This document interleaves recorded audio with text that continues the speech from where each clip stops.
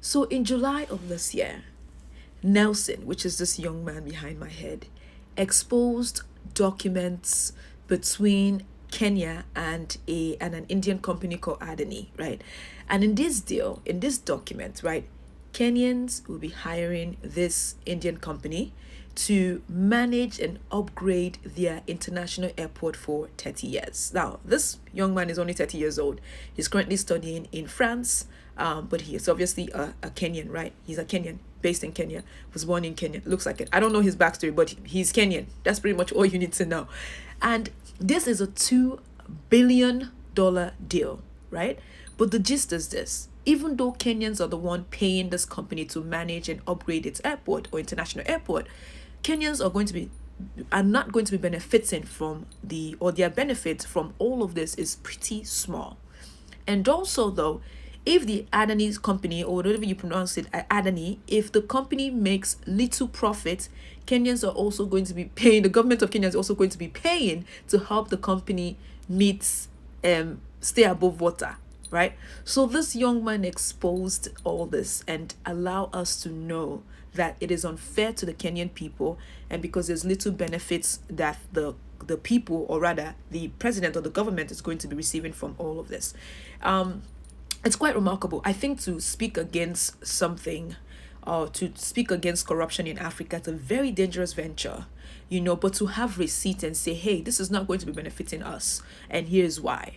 It's a very smart way to bring attention to the fact that the political system or the government structure is corrupt, not transparent, and we need honesty and transparency to really move our countries forward, right? So this is not a dagger to the Kenyan government. I hope he didn't see this, and I don't know the president's response or his people's response, but it's a way for us as people to be vigilant in terms of these contracts and exchange or assistance that we are receiving from other countries, right?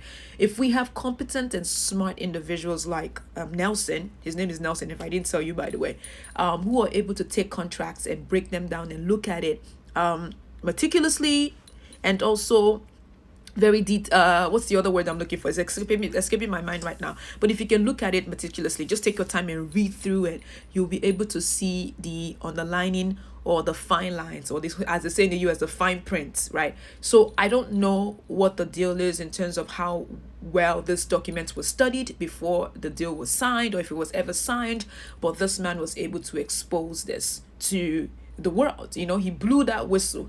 I don't know where he was when he blew the whistle, whether he was in Kenya or he was in France, but he blew the whistle. And over here, I'm in the US, and I heard the whistle.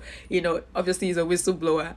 Thank you for sharing this with the world. I hope that we have more young people who are able to show documents like this to help bring attention to things that our country leaders should be focusing on. And corruption is a big deal. Kenya and other countries across Africa we have a steep history on corruption, and this is one of the ways to begin to at least slowly I would say fight it, because that's a tough fight, but hey, there's nothing too tough. Small, as they say in Nigeria, little by little, one day we can eliminate, or rather minimize, the level of corruption in our respective countries. So Nelson, thank you so much for this.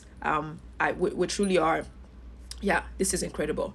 What are your thoughts on this one, though? Thank you all for watching this video. I'm Moitinya, a visual storyteller who happens to be visually impaired. I love African stories, particularly stories like this. I take them down, break them in smaller chunks, so you and I can talk about it rather. And sometimes for me to just give you what informations are out there too, so and I know, we all know, right? I do want to thank you for watching. If you have not followed me on YouTube, please do so. My YouTube channel handle, or my name, is iu.media. On YouTube channel, iu.media. Thank you all for watching, and I'll see you again next time. Of course, happy holidays to you and your family.